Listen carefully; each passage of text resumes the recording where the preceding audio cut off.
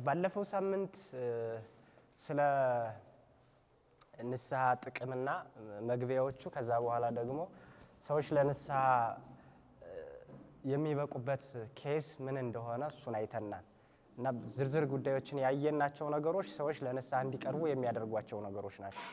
ሰዎች እነዛ ባለፈው የዘረዘርናቸው ሰላም፣ ነፃነት፣ ፍቅር ምናምን የሚባሉት ነገሮች ከሰው የሚጠፋው የሰው ልጅ ከእግዚአብሔር ጋር በሚያደርገው መጋጨት ወይም ደግሞ ከእግዚአብሔር ሕግ በተቃራኒ ሲቆም የሚከሰቱ ነገሮች ናቸው። አሁን ዛሬ እግዚአብሔር ቢወድና እግዚአብሔር ቢፈቅድ ከዛ ቀጥሎ የምንመለከተው ከንስሐ በፊት ደግሞ ተጨማሪ ጉዳዮች ምን ምን ያስፈልጋሉ፣ ክርስቲያኖች ከንስሐ በፊት ማድረግ ያለባቸው ነገሮች ምን ምንድን ናቸው የሚሉ ዝርዝር ጉዳዮችን እናያለን። ከዚያ በክፍል ሁለተኛው ደግሞ በንስሐ ጊዜ መደረግ ያለባቸውን ጉዳዮችን እናብራራለን። በሶስተኛ ደረጃ ከንስሐ በኋላ ሰዎች ምን መሆን አለባቸው። ዛሬ ንስሐ ገባን፣ ከዛ በኋላ ህይወታችን ደግሞ በምን አይነት መንገድ መቀጠል አለበት፣ የሚገጥሙ ፈተናዎችስ በምን መንገድ መሻገር አለብን የሚሉ ዝርዝር ጉዳዮችን የምናያቸው ይሆናል። ከንስሐ በፊት መደረግ ያለባቸው ነገሮች ምን ምንድን ናቸው? የንስሐ እንቅፋት የሚባሉ ነገሮች አሉ። የንስሐ እንቅፋቶችን ሙሉ በሙሉ ማስወገድ። የምን እንቅፋቶችን አልኳችሁ? የንስሐ እንቅፋቶችን። አንድ ክርስቲያን ከንስሐ በፊት ማድረግ ያለበት ነገር ምንድን ነው? ወደ ካህኑ ከመምጣቱ በፊት ወደ ቤተክርስቲያን ከመምጣቱ በፊት የንስሐ እንቅፋት የሚባሉ ነገሮችን ማስወገድ አለበት ነው። ለንስሐ ዝግጁ መሆን አለበት። የንስሐ እንቅፋቶች ሙሉ በሙሉ ሲነሱ ሰውየው ለንስሐ ዝግጁ እንዲሆን ያደርገዋል። ስለዚህ ይሄ ደግሞ አንደኛ የንስሐ እንቅፋቶች ከተባሉት ዝርዝር ጉዳዮች አንደኛ ቀን መቅጠር ነው። ምን መቅጠር አልኳችሁ? ቀን መቅጠር። ሰዎች ነገ ንስሐ ገባለሁ ይላሉ። ዛሬ ሲነገራቸው በቃ እንግዲህ ነገ ንስሐ ገባለሁ ይላሉ። ከዛ በኋላ ደግሞ ዛሬ አልተመቻቸውም፣ ለነገ ይቀጥሩታል።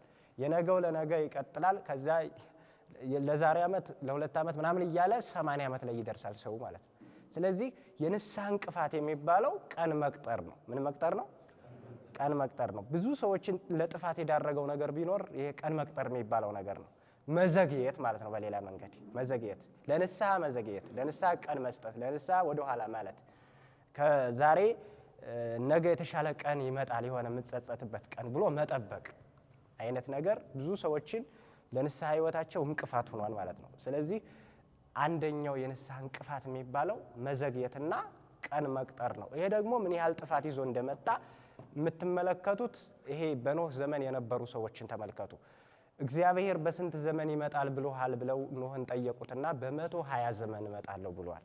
እነሱ ምን አሉ? አይ እንደዛ ከሆነ እኮ 120ውን ዘመን እኛ እንደፈለግን ስናደርግ ቆይተን ከዚያ በኋላ በዚህ በ20 ዓመት 100ውን ዘመን እንደፈለግን ስናደርግ ቆይተን በ20 ዓመት ንስሐ እንገባለን ወደ ማለት ሀሳብ ገቡ። ሰዎቹ 100 ዓመት አለቀና 20ኛው ዓመት ተጀመረ ማለት ነው። አሁንም ሰዎቹ አልተመለሱ። በቃ ቀን መስጠት ያለው አደጋ ለመከራ ያጋልጣል። ወይም ደግሞ ሲጀመር ሰዎች ንስሐ በወቅት የማይገቡ ከሆነ ቀን የሚቀጥሩት ቀን በራሱ ለአመፅ ይዳርጋቸዋል። ሰው ኃጢአቱን ይለማመደዋል ማለት ነው። ኃጢአቱን እየተለማመደው ሲሄድ ደግሞ ሰው ኃጢአት ሲሰራ ጽድቅ እንደሰራ ጭምር ይታየዋል። ኃጢአቱን አሁን ሰው አንዳንድ ሰው በኃጢአቱ የሚደሰት ሰው አላያችሁ? ኃጢአት ሰርቶ ግን ደስተኛ የሆነ ሰው ማለት ነው። ይሄ እኮ ምንድን ነው?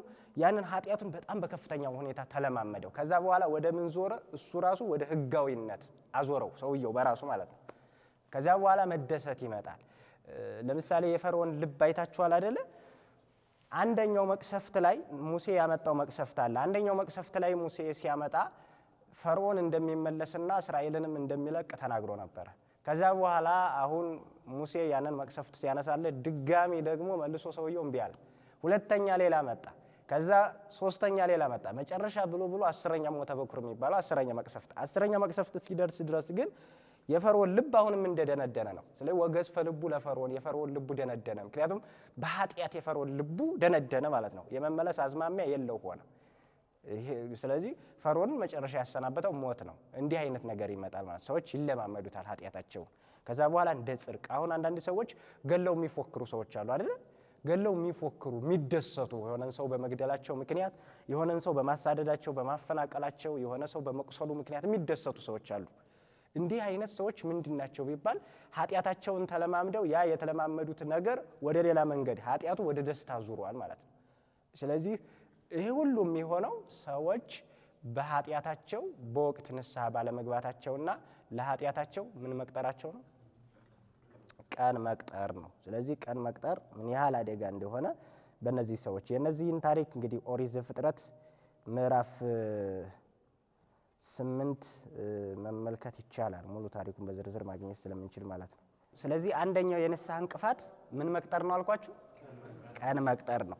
ይሄ ለብዙ ሰዎች ጥፋት ሲሆን አሁን እኛ የሚገርመው ነገር ሰው ደግሞ በዚህ በተጨማሪ ቀን መቅጠሩ አልበቃው ብሎ ሲጸልይ ጸሎተኛ ሆኖ ደግሞ ሲጸልይ ምን ይላል መሰላችሁ? የንስሐ ቀን ስጠኝ እያለ ይጸልያል አይደል? የንስሐ ቀን ስጠኝ። አሁን ይሄ አባባል ትክክል ነው? ጥሩ ሊሆን ይችላል። ምናልባት ለንስሐ ብቃኝ እንደማለት ነው።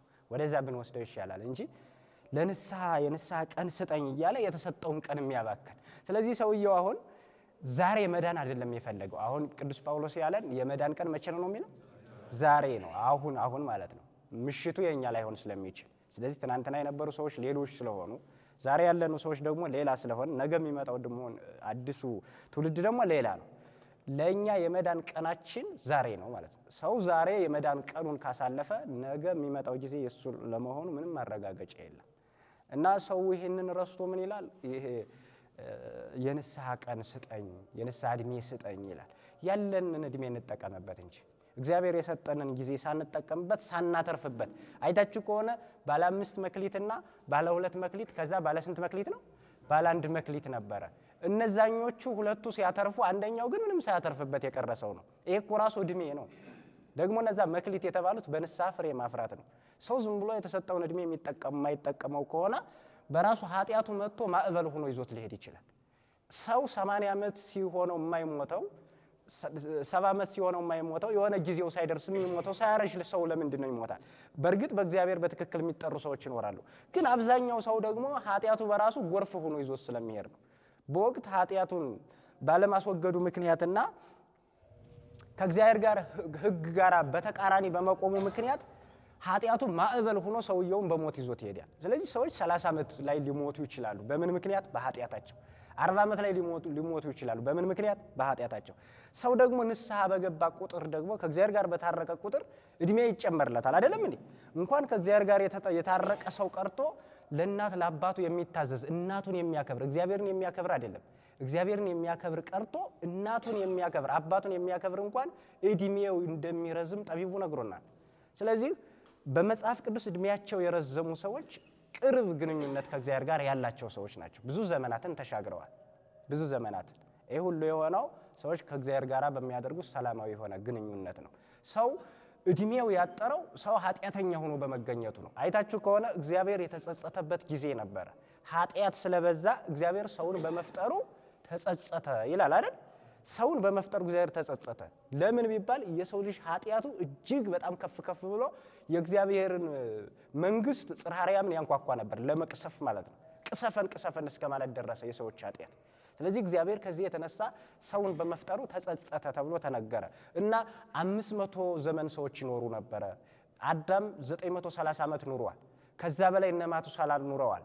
በጣም ብዙ ዘመናትን የኖሩ ሰዎች አሉ። በኋላ ላይ ግን ኃጢአት እንደዚህ እየበረከተ ሲመጣ የሰዎች እድሜ ወደ 120 ተቀነሰ። ከዛ ከ120 ደግሞ ወደ 70 ተቀነሰ። አሁን ላይ ደግሞ እየተቀነሰ ነው ማለት ነው። ኃጢአት የሚያመጣው መከራ ይሄን ነው። ስለዚህ በወቅት ሰዎች ልጆቻቸውን ሳያሳድጉ ኃጢአታቸው ጎርፍ ሆኖ ይዟቸው ይሄዳል። ሰዎች የሆነ ዓላማ ሳይደርሱ ቤተሰባቸውን ሳይጠቅሙ አገራቸውን ሳይጠቅሙ እውቀት እያላቸው ነገር ግን ከእግዚአብሔር ጋር ባደረጉት ተቃውሞ ከእግዚአብሔር ጋር ባደረጉት መንፈሳዊ መጋጨት ወይም ደግሞ ኃጢአታቸው ከፍ በማለቱና ከእግዚአብሔር ጋር ያላቸው ግንኙነት ሙሉ በማክተሙ ምክንያት ኃጢአታቸው በእንዲህ አይነት መንገድ ጊዜያቸውን በእንዲህ መንገድ አሳጥሮ ለሞት ይዳርጋቸዋል። እና ይህ ሁሉ የሚሆነው ሰዎች ንስሐ ባለመግባታቸውና ከዛሬ ነገ እያሉ ሲቆዩ ከዛ በኋላ የሚመጣው መከራ ነው። እና ባጭሩ እኛ የሚያስፈልገው የመዳን ቀን ዛሬ መሆኑን አውቀን ዛሬውኑ ምን መግባት? ንስሐ መግባት ነው። ነገ የሌላ ሰው ቀን ነው ብያችኋለሁ። የሰው ቀን መቀማት አይቻልም።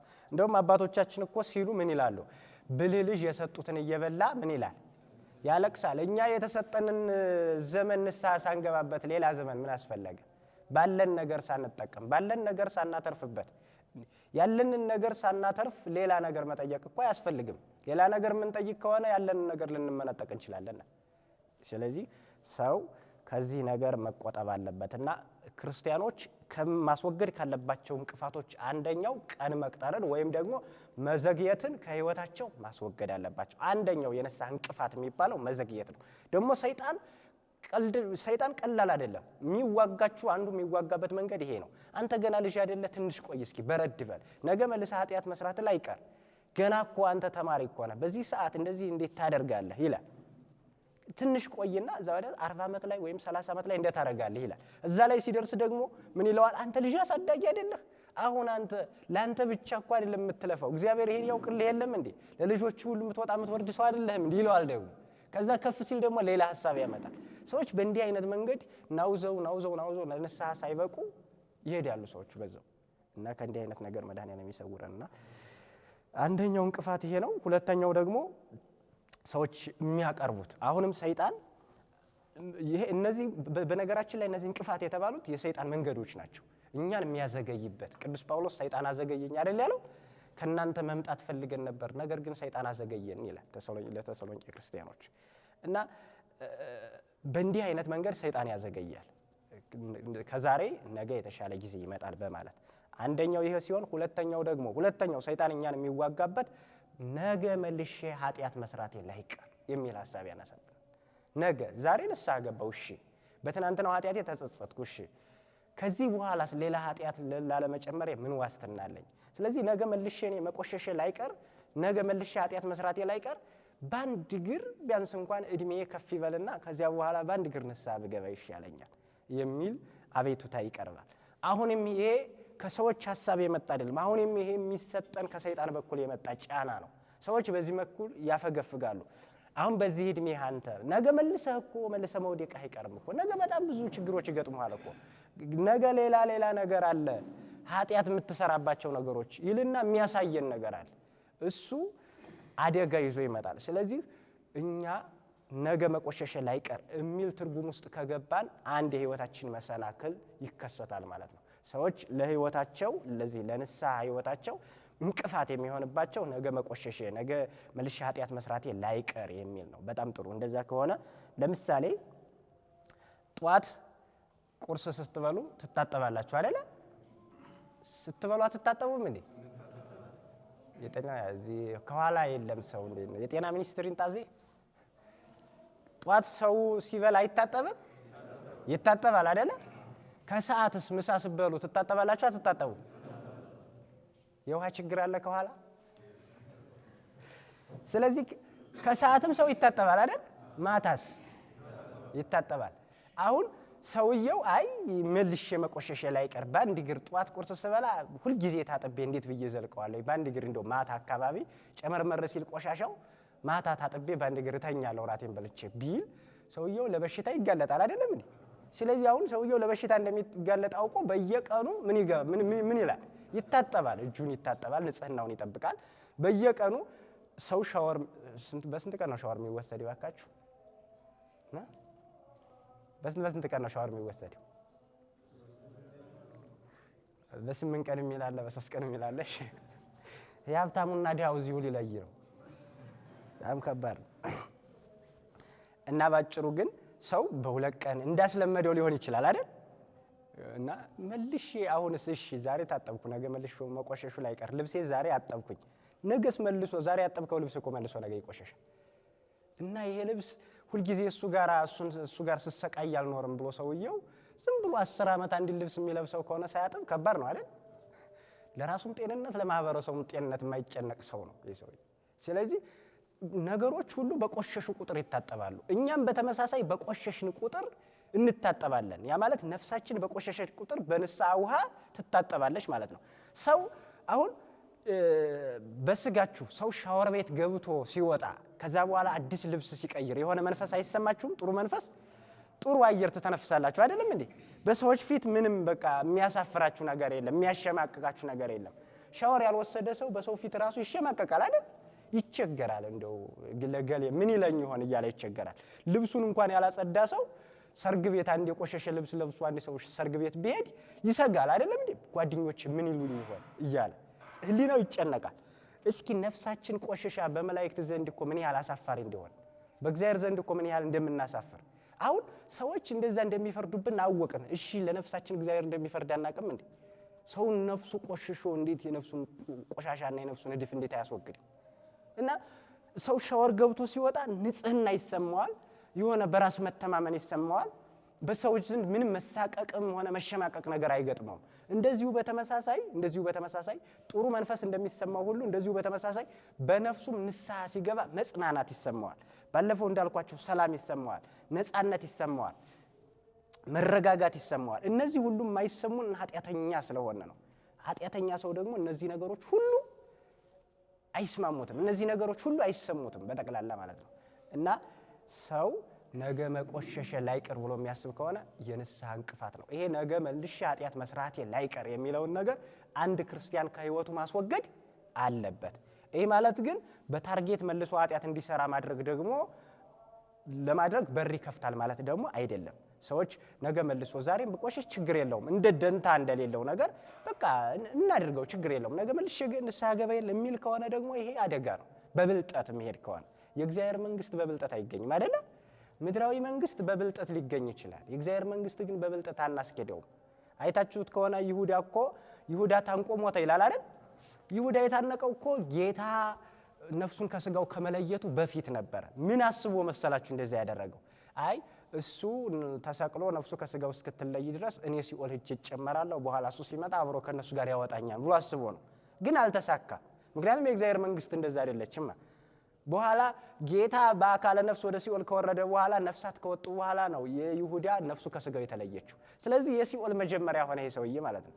በእግዚአብሔር መንግስት ቀልድ የለም። እግዚአብሔር የህሊናችን ሁሉ መርምሮ ያውቅ የለ።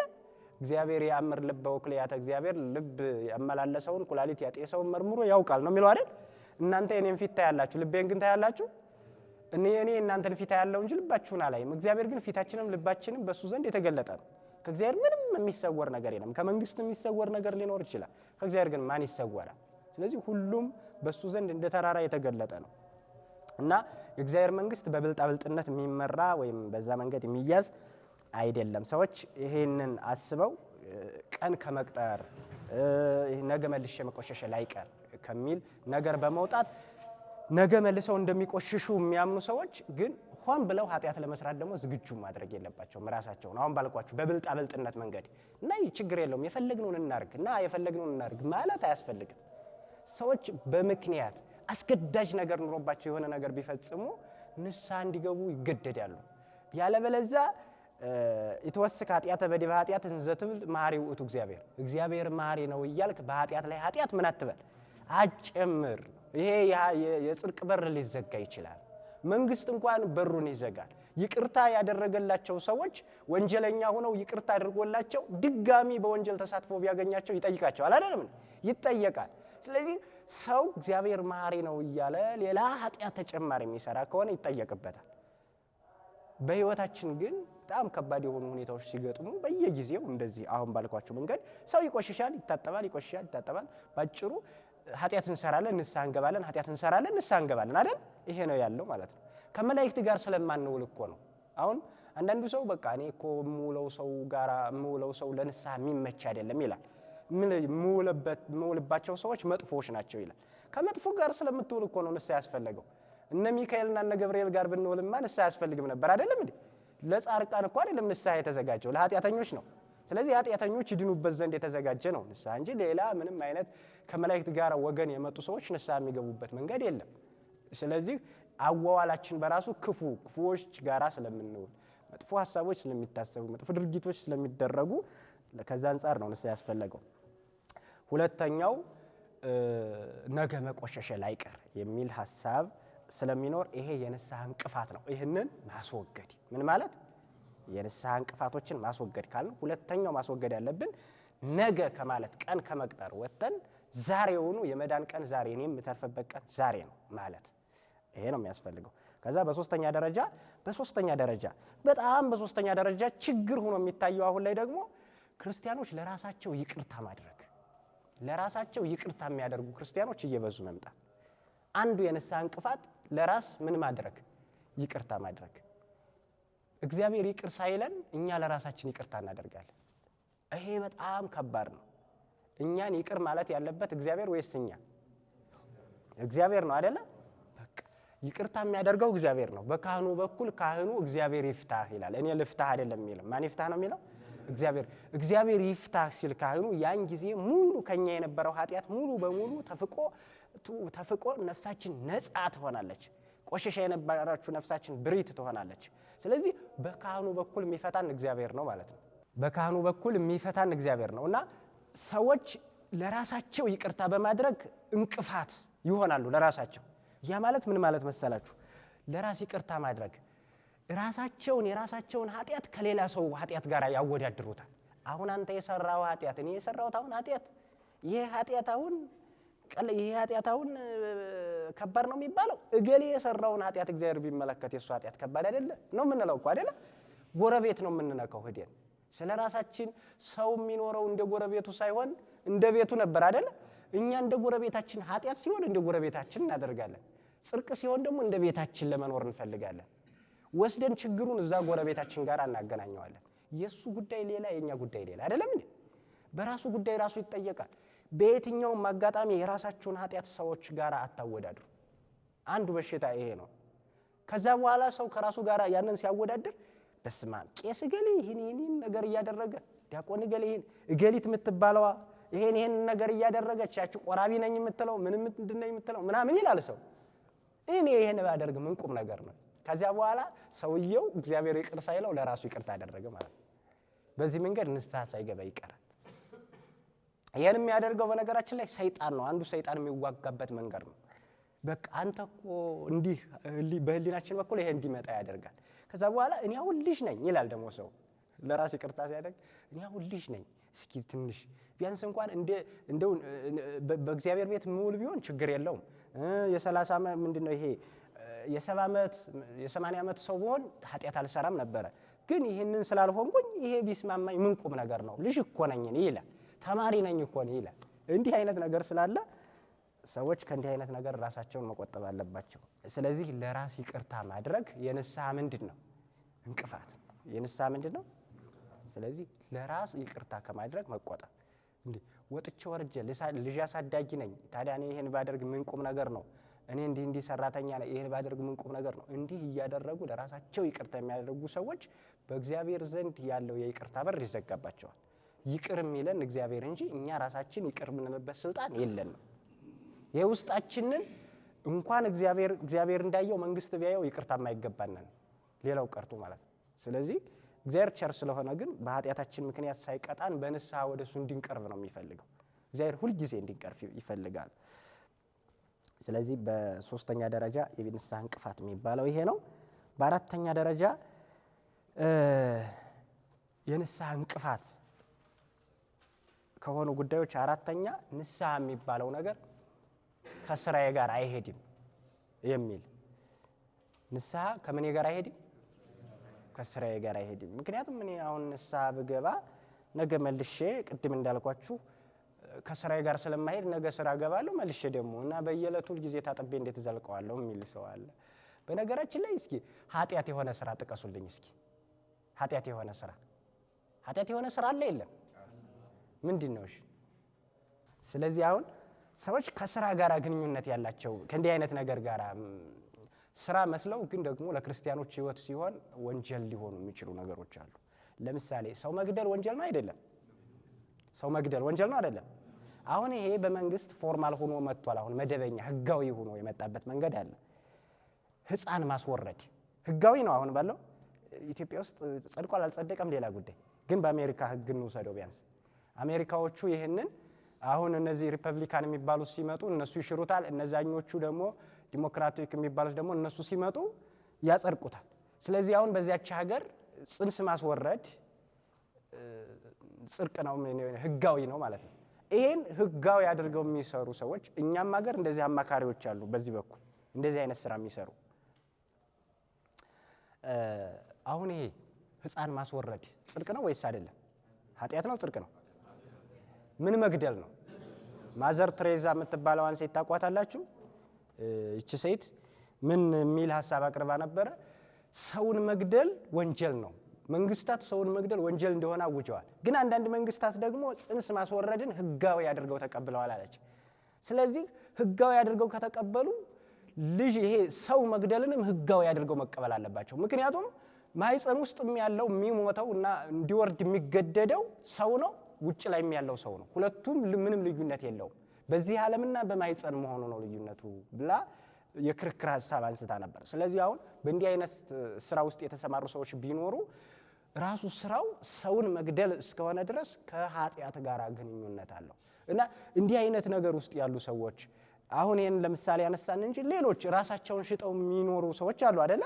ራሳቸውን እየሸጡ የሚኖሩ እህቶች እንደዚህ አይነት ነገር አሉ። ከተማው ውስጥ መስቀል አስረው ብዙ ሰው የሚያደናቅፉ ሰዎች እንደዚህ ስራ የሆነባቸው እንጀራ በዚያ በኩል ይገኛል ብለው የሚለፉ ከዛ መስቀል አስረው ሰው እየገደሉ እየዘረፉ ምናምን የሚኖሩ እየሰረቁ የሚኖሩ ሰውን ከሰው ጋር የሚያጋጩ ሰውን ከሰው ጋር ካላጋጩ ሌላ የእንጀራ መንገድ ያለም አይመስላቸው። ለዛ እኮ ነው ፌስቡክ ይሄን ያህል መከራ የምናየው። ለነሱ የእንጀራ ምንጭ ነው። እኔና እናንተ ስንጋጭ ማለት ነው የሆነ ማህበረሰብና የሆነ ማህበረሰብ ሲጋጭ ለነሱ ትልቅ ቢዝነስ ነው። በእንዲህ አይነት መንገድ የተሰማሩ ሰዎች አሉ እና እነዚህን ሰዎች አሁን ንስሐ ግቡ ብትሏቸው አይ ንስሐው ከስራዬ ጋር ይጋጫል የሚል ሐሳብ ያነሳሉ። በመጀመሪያ ደረጃ ክርስቲያን ከእግዚአብሔር ጋር የሚያጋጭ መንገድን መከተል ወይም ከእግዚአብሔር ጋር የሚያጋጭ ስራ መስራት የለበትም። እሱ ከሆነ አሁንም አደጋ አለው። ክርስቲያኖች ወይ እግዚአብሔርን መውደድ ያለባቸው ወይ ዓለምን መውደድ ያለባቸው። ወይ ገንዘብ ትወዳላችሁ ወይ እግዚአብሔርን ትወዳላችሁ። ወይ ገንዘብን ታመልካላችሁ ወይ እግዚአብሔርን ታመልካላችሁ። ሰው ሁለት አይነት አማራጭ ብቻ ነው ያለው። ወይ እግዚአብሔርን ይከተላል ወይም ደግሞ ማንን ይከተላል? ገንዘብን ይከተላል። ወይ እግዚአብሔርን ያመልካል ወይ ገንዘብን ያመልካል። ጌታችን መድኃኒታችን ኢየሱስ ክርስቶስ እንዲህ አለ። ማቴዎስ ወንጌል ምዕራፍ 6 ቁጥር 24 ላይ ምን ይላል መሰላችሁ? እይክል አሃዱ ገብር እይክል አሃዱ ገብር ተቀኒዮ ለክሌ አጋይስት አሃዴ ይጸልው አሃዴ ያፈቅራል። አንድ ባሪያ ለሁለት ጌቶች መገዛት አይችልም ማለት። ስንት ባሪያ?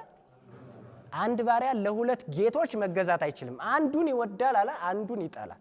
ከአንዱ ጋራ ነው ሊቀጥል የሚችለው እንጂ ሁለቱም በተቃራኒ የቆሙ ወገኖችን መረዳት ሁለት እግር አለኝ ተብሎ ሁለት ቦታ አይረገጥም። አንድ ቦታ ነው ሊረግጥ የሚችለው ሰው። ወይ ለእግዚአብሔር ሰው ይገዛል ወይ ደግሞ ለገንዘብ ትገዛላችኋል። ወይ የእግዚአብሔር ይሆናል ሰው ወይ የገንዘብ ይሆናል። ወይ እግዚአብሔርን ያመልካል ወይ ገንዘብን ያመልካል። ለዛ ነው እኮ ዘቄሳር ሀቡ ለቄሳር፣ የቄሳርን ለማን ለቄሳር፣ የእግዚአብሔርን ደግሞ ለማን ለእግዚአብሔር። ወይ የእግዚአብሔር ትሆናለህ ወይ የቄሳር ትሆናለህ ማለት ነው። እኛ የማን መልክ የተሳለብን ሰዎች ነን? የእግዚአብሔር መልክ እንጂ የቄሳር መልክ የተሳለብን ሰዎች አይደለንም። ነገር ግን ይሄንን ጠምዘን ወደ ሌላ መጥፎ መንገድ ምን ሄድ ከሆነ የሌላ የዲያብሎስ ስዕል የተሳለብን ሰዎች እንሆናለን። ስለዚህ ሰዎች ከስራዬ ጋር አይገናኝም የሚል ሐሳብ የሚያነሱ ከሆነ ይሄ አንድ የኃጢአት እንቅፋት፣ ይሄ የንስሐ እንቅፋት የሚባለው አንዱ ይሄ ነው። በመጀመሪያ ደረጃ እስኪ ሰዎች አሁን ገለው የሚኖሩ ሰዎች የሆነ ሰውና ሰውን አጋጭተው አጣልተው ምናምን እንጀራ የሚበሉ ዳቦ የሚበሉ ሰዎች፣ ቤት የሚሰሩ ሰዎች፣ የሆነ ቢዝነስ ላይ መድረስ የሚፈልጉ ሰዎች ከዛ ክፋታቸው ውስጥ መጀመሪያ ይውጡ። እግዚአብሔር የሚበሉት ነገር ያሳጣል? አያሳጣም እኮ። እግዚአብሔር እኮ እኛ ሰውን እንድንገል አይደለም ወደዚህ ዓለም ያመጣን፣ ሰውን እንድናተርፍ ነው። ሰውን እንድናተርፍ ቃኤልን አይደለም እግዚአብሔር የፈለገው አቤልን ነው። እግዚአብሔር የሚወደው እሱን ነው። የሚቀበለው መስዋዕት እንዲህ አይነቱን ነው እንጂ የገዳዮችን ሐሳብ አይደለም እግዚአብሔር የሚቀበለው። እና ሰዎች ክፉ ነገር ውስጥ ከተሰማሩ ያን ነገር ይተውት። ከዛ ክፉ ነገር እግዚአብሔር ይበልጥብኛል ብለው ትተውት ይውጡ። ከዛ በኋላ እግዚአብሔር የሚበሉትን ሲያሳጣቸው ያዩታል አይደለም እንዴ? እግዚአብሔር እንኳን የምንበላውን ነገር የምንበላበትን አፍ ሰጥቶን የለ ሰው እግዚአብሔር የምንበላበትን እጅ ሰጥቶን የምንበላው ነገር እንዴት ይነሳናል? ምን ተነፍስበትን ነገር ሰጥቶን አካል ሰጥቶን ምን ተነፍሰውን ይሄ ምን ወስደው ኦክሲጅን ይነሳናል ብላችሁ ታስባላችሁ እንዴ? እግዚአብሔር እኮ ኃያል ነው አይደለም እንዴ? የትኛው መንግስት እኮ የማያሳካልን ነገር ነው እግዚአብሔር ያሳካው አይደል? የትኛውም አሁን ሁሉም እኮ በቆጣሪ ቢሆን ችግር ነው አይደል? ማየት ራሱ በቆጣሪ ቢሆን አሁን መተንፈስ በቆጣሪ ነው። አሁን የሚታመሙ ሰዎች አሉ አይታችኋል አይደል? እየከፈሉ በየእንትኑ እንደዚህ እየተከፈለ ይተነፈሳል። እኛ ግን በነፃ ነው ያገኘነው አይደለም እንዴ? ስለዚህ እንደውም እኮ በዚህ የራሻ መንግስት ማንኛው እንደሆነ አላውቅም፣ የራሻ ንጉስ ምን አለ ይባላል፣ ሰው ፀሐይን በማየቱ ብቻ ግብር መክፈል አለበት ብሎ ስንት ላይ ነው ታውጆ ነበር እንደ አይነት አዋጅ። አሁን አይደለም ባለፈው ጊዜና ከነበሩ ነገስታት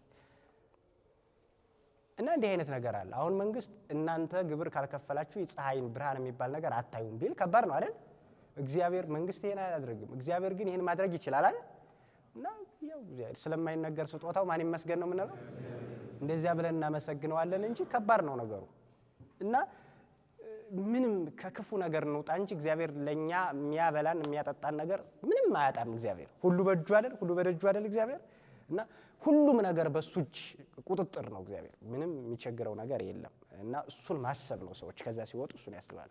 ለዛ እኮ ነው ነጽሩ አይዋፈ ሰማይ የሰማይ ወፎችን ተመልከቱ አለ። እነሱ አይዘሩም፣ አያጭዱም፣ አይቆፍሩም፣ ነገር ግን በልተው ያድራሉ። እኔ ለእናንተ እኮ ሰውነት ሰጥቻችኋለሁ፣ ልብስ ይነሳናን ብላችሁ ለምን ትጨነቃላችሁ ይላል።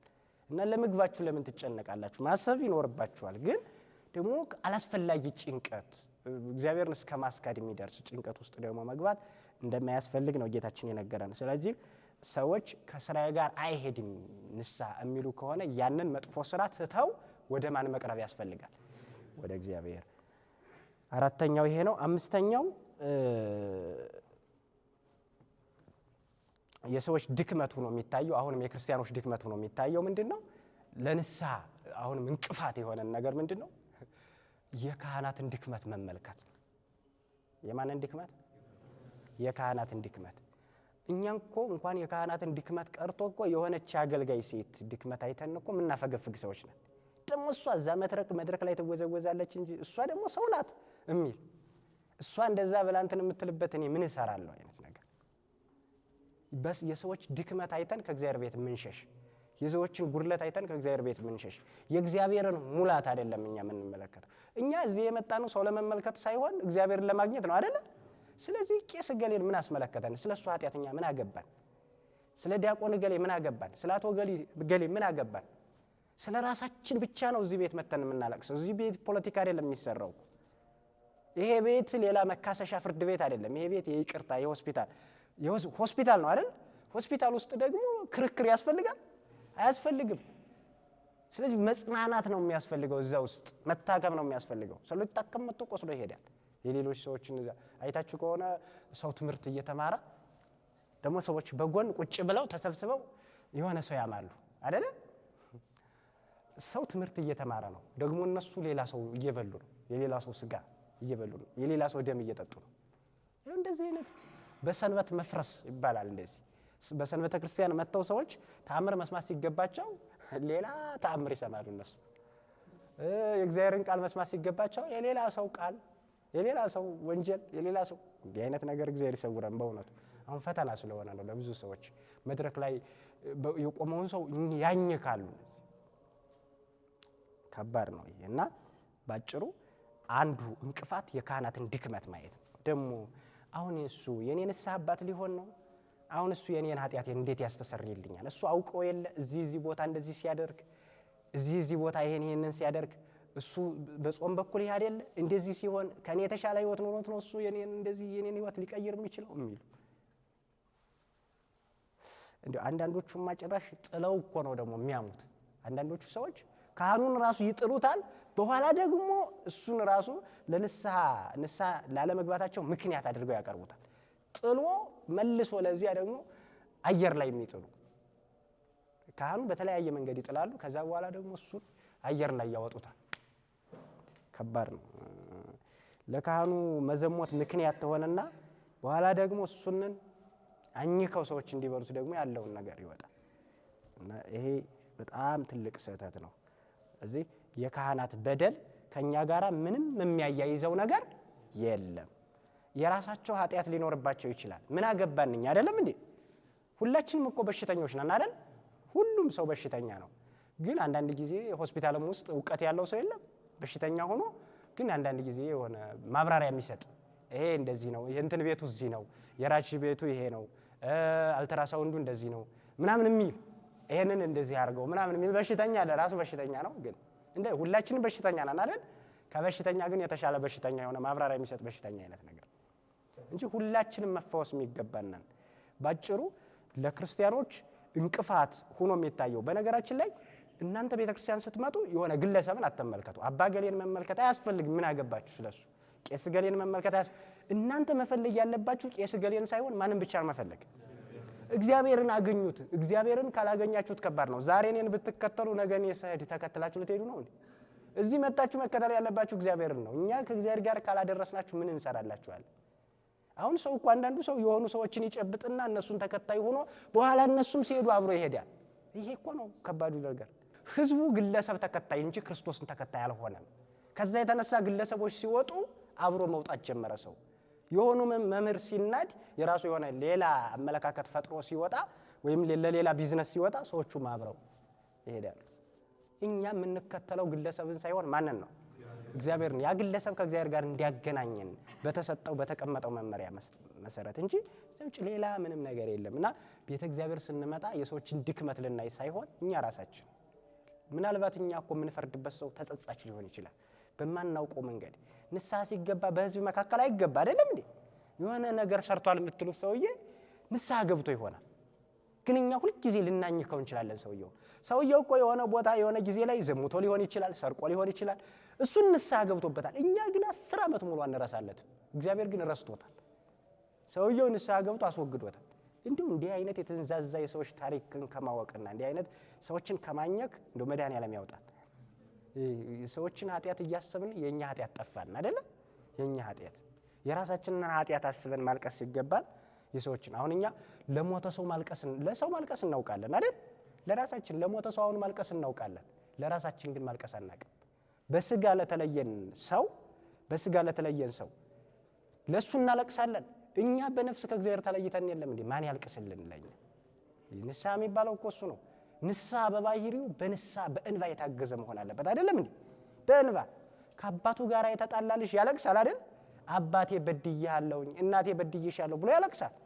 ከእግዚአብሔር ጋር ግን የተጣላ ሰው አሁንም ልቡ እንደደነደነ ነው። እንኳን ሊያለቅስ ቀርቶ የመግባት አዝማሚያም በራሱ የለውም። ምንም አቅጣጫ እየጠፋበት ነው። ከእግዚአብሔር ጋር የሚታረቅ ሰው እግዚአብሔርን የሚናፍቅ ሰው በእንባ ወደ እግዚአብሔር መቅረብ አለበት። ለዛ እኮ ነው ነብዩ እግዚአብሔር ዳዊት ምን አለ መሰላችሁ? መዝሙር 6 ላይ ወበአንብዕ ያራስኩም እስካይ በእንባዬ አልጋዬን አጠብኩት ይላል። በእንባዬ ምንን አጠብኩት? አልጋዬን። እንኳን አልጋ የሚያጥብ እንባ የኃጢአት እንባ ቀርቶ የንስሐ እንባ ቀርቶ በዚህ ባይናችን ፊታችንን የሚያረስ እንባ እናወርድም እኛ ልባችን ስለደነደነ ማለት ነው። ቅድም እንዳልኳችሁ ኃጢአቱን ተለማመር ነው በየጊዜው እኔ ልጅ ነኝ፣ እኔ እንትን ነኝ፣ ልጅ አሳዳጊ ነኝ፣ ስራዬ ጋር አይሄድም ምናምን የሚሉ ኬዞችን በማቅረብ ወደ እግዚአብሔር ባለመቅረብ የሚመጡ ነገሮች እነሱ እግዚአብሔርን ሸፈኑብን። እንደ ደመና ሆነው ፀሐይ እግዚአብሔርን ሸፍነው በየት ብርሃን እናገኝ እና ህይወታችን በዛ መንገድ ጨልሞ ይኖራል። ስለዚህ ካህናትን ምክንያት አለማድረግ፣ የሆኑ ግለሰቦችን የነሱን ህይወት ምክንያት አለማድረግ፣ እኛ የራሳችን ህይወት ብቻ መቀጠል ነው የሚያስፈልገው። ለምሳሌ በስጋችሁ ታማችሁ ሆስፒታል ሄዳችሁ አይደለ?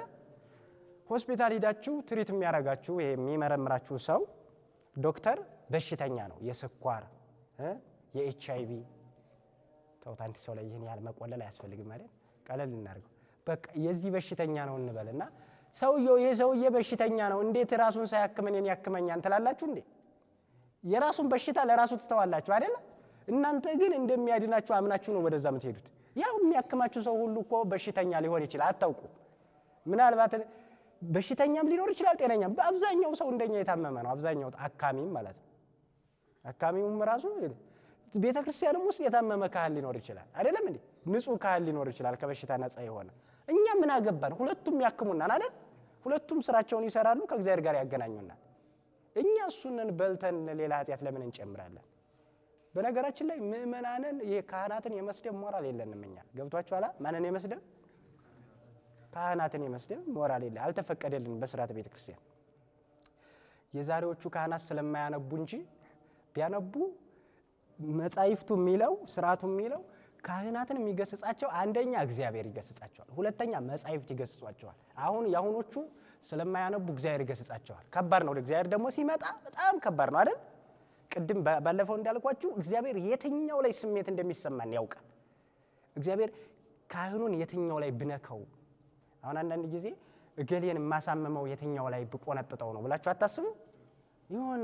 እና የትኛው ፓርት ላይ ነው ጉዳት ላደርስ የሚችለው ብለን እኛ እንደምናስበው እግዚአብሔር የትኛው ሰዓት ላይ እኛን መበቀል እንዳለበት ያውቃል። አሁን እኛን ሊተወን ይችላል። አሁን እኛ ኃጢአተኞች ነን ምናምን፣ እግዚአብሔር ዝም የሚለው ለምን እንደሆነ ታውቃላችሁ? አንደኛ በሲኦል ሙሉ ሊቀጣን አስቧል። ሁለተኛ ደግሞ የሆነ ፓርት እየተፈለገልን ነው ማለት ነው። እግዚአብሔር የሆነ ጊዜ ያለው በደንብ የሚሰማን ቦታ ላይ እግዚአብሔር የሚያንሳት ያለ ማድረግ ያለበትን ነገር ያደርጋል እግዚአብሔር። በሞት መቅጣት ያለበትን ሚስቱን ካስፈለገ ሚስቱን ያነሳል እግዚአብሔር። ባል ካስፈለገ ባል ያነሳል። ልጅ ካስፈለገ በልጅ ይቀጣል አይደለ? መንግስት በእነዚህ ሁሉ ላይ ይቀጣ ይችላል። እግዚአብሔር ግን መቅጫው በጣም ብዙ ነው። ጤናን በመንሳትም እግዚአብሔር ሊቀጣ ይችላል አይደለም እንዴ? እግዚአብሔር ሰው ኃጢአተኛ እየሆነ በሄደ ቁጥር በኃጢአት ላይ ኃጢአት እየከመረ በሄደ ቁጥር እግዚአብሔር እኛን የት ላይ እንደሚሰማን ስለሚያውቅ ያን ጊዜ እዛች ቦታ ላይ ስንደርስ እግዚአብሔር የሚያስፈልገንን ነገር ያነሳል። እና ካህኑንም የሚቀጣው እግዚአብሔር ነው። ደግሞ እንደው የሰው ቅጣት ይሻላል አይደል? እናንተ አሁን እኔን ብትቀጡኝ ችግር የለውም፣ ወይ ገንዘብ ነው የምትቀጡኝ ወይ ምናምን ነው የምትቀጡኝ፣ እግሬን አቆርጡኝ መቼስ አይደለ? ኃጢአቴን አሁን ብነግራችሁ ምንም አታደርጉኝም እኮ። እግዚአብሔር ግን ሲቀጣ ከባድ ነው። እግዚአብሔር ሲቀጣ መሰረታዊ የሆኑ ነገሮችን በማሳጣት ነው የሚቀጣው። ሰው አሁን ጤና ካጣ ያለው ገንዘብ ሁሉ ምን ይሰራለታል? መኪና ቢኖረው ምን ይሰራለታል አይደል? እኔ በእግሬ በነፃ የምመላለሰው ሰው እኮ እጅግ በጣም በእጥፍ እበልጣለሁ። ገንዘብ እንደው ሌላው ቀርቶ ተውት፣ ጉንፋን ሲይዛችሁ እንዴት እንደምትጨነቁ አይደል? ጉንፋን እንኳን ያስጨንቃል፣ እንኳን ሌላ በሽታ። ሰዎች ገንዘብ ታቅፈው የገብስ ቂጣ እየበሉ የሚኖሩ ሰዎች፣ ቁርጥ እያለ ምን እያለ ምናምን እንደዚህ ነገር ይገጥማል። እና ይህ ሁሉ የሚሆነው ደግሞ ሰዎች ከኃጢአታቸው ብዛት የሚመጣ ነው። ከኃጢአታቸው ብዛት የሚመጣ ማዕበል ነው።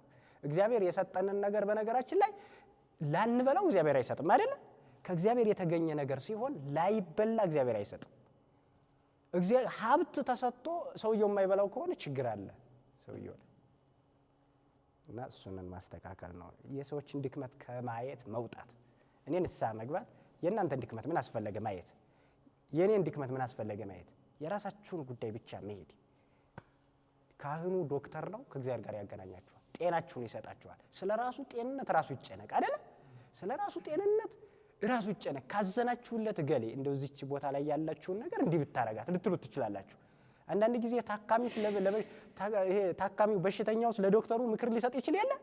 እንደው እኮ እንደዚህ የሚያመን እኮ ይሄን ብታረግበት የሀበሻ መድኃኒት ብትወስድበት ይላል አይደለም እንዴ? እንደዚህ አይነት ምክር ልትሰጡ ትችላላችሁ። ደግሞ ለካህኑ ማለት ነው እንደዚህ ብታረግ ይሄንን እንዲህ አይነት ነገሮችን በዚህ ብታስተካከላቸው ብሎ ምክር መስጠት ይቻላል። በዚህ መሆን አለበት። ሰዎችን ማንን እንዲክመት ሳያዩ እነዚህን እንቅፋቶች ሁሉ አስወግደው ንስሐ እንቅፋት የሚባለውን ነገር ሁሉም ሰው ማንሳት አለ። ከዛ በንስሐ በእንባ ወደ እግዚአብሔር መቅረብ። ስትቀርቡ በእንባ ይግባችሁ። ይህንን ነገር ሁሉ እስካሁን ያልኳችሁን ነገር በዝርዝር ያዟቸው። በነገራችን ላይ ይህንን ስትይዙ ለሁላችሁም ጥያቄ ይሄ ነው መልሱ ማለት ነው። አይምሯችሁ ላይ ያሉ ነገሮች ሁሉ በዚህ ውስጥ የተቆለፉ ናቸው። ሌሎች ዝርዝር ጉዳዮች ይኖራሉ፣ ግን ከዚህ የወጣ ምንም ነገር የለም። ስለዚህ በእንባ ወደ ማን መቅረብ? ከእግዚአብሔር ጋር አይደል የተጣላ ነው። ልጅ ከአባቱ ጋር ሲጣላ በእንባ አባቱን ይቅር በለኝ እንደሚል ሁሉ እኛም ደግሞ በእንባ እግዚአብሔርን ይቅር በለን ማለት። አሁን ስልካችሁ ቢጠፋ ታለቅሳላችሁ አይደል? አታለቅሱ? ጀግና መሰላችሁ እኮ ሰው አሁን ስልክ ቢጠፋ ያለቅሳል። ጫማ ቢጠፋ፣ አይኑ ቢጠፋ ሌላ ተውት፣ ሌላው ከባድ ነው አይደል? አይኑ ቢጠፋ ሰው ያለቅሳል አያለቅስም? ሰው አይኑ ቢጠፋ ያለቅሳል። የአይንህ መሰረት እግዚአብሔር እኮ የነፍስ አይን እግዚአብሔር እየጠፋ እኮ እሱን ለማግኘት ነው ማልቀስ የሚያስፈልገው። ክርስቲያኖች ማንባት የሚያስፈልገው እርሱ ነው እንጂ ለሞተ ሰው ማንባት ምናልባት አስፈላጊ 3 ስርዓቶች አሉ፣ እነሱ አስፈላጊ ሊሆኑ ይችላሉ። ከዚያ ውጭ እኛ ሞተን ለሌላ ሰው ወደ እግዚአብሔር ለሄደ ሰው መጨቅጨቅ፣ እሱ ላይ እሪ ማለት አያስፈልግም። እሪ ማለት ካለብን ለራስህ ነው። እሪ ማለት ካለብን ኃጢአት ለሰሩ ሰዎች ነው እንጂ ወደ እግዚአብሔር ለተጠሩ ሰዎች እሪ ብንል ይሄ በጣም ከትምህርት ነፃ መሆናችን ነው የሚያመላክተው። ወደ እግዚአብሔር የሄደ ሰው ወደ እግዚአብሔር ሄዷል አይደለ? ምንም አያስፈልግም። እዚህ በህይወት ያለን ሰዎች ገና ቅሬ መሞታችንን ያላረጋገጠልን ሰዎች፣ ገና ጥሩምባ ያልተነፋልን ሰዎች፣ ሙተናል ግን ጥሩምባ ገና ያልተነፋልን ሰዎች መሆናችንን እንዘነጋዋለን። እሪ መባል ያለበት ካለ እንኳን ለኛ ነው፣ ስለሌላ ለሄዱ ሰዎች አይደለም። ስለዚህ ንስሐ ይህንን ነገር ማድረግ የሚችል ነው። የዛሬው ትምህርታችን እዚህ ላይ ይበቃናል። ቀጣይ ሳምንት በንስሐ ጊዜ መደረግ ያለባቸውን ነገሮችና ከዚህ ቀሪ ያልናቸውን ነገሮች እናያለን። ለነበረን ሰዓትና ጊዜ አባቶቻችን አምላክ ለወለባይር እግዚአብሔር ስሙ የተመሰገነ ይሁን። ወስብሐት ለእግዚአብሔር።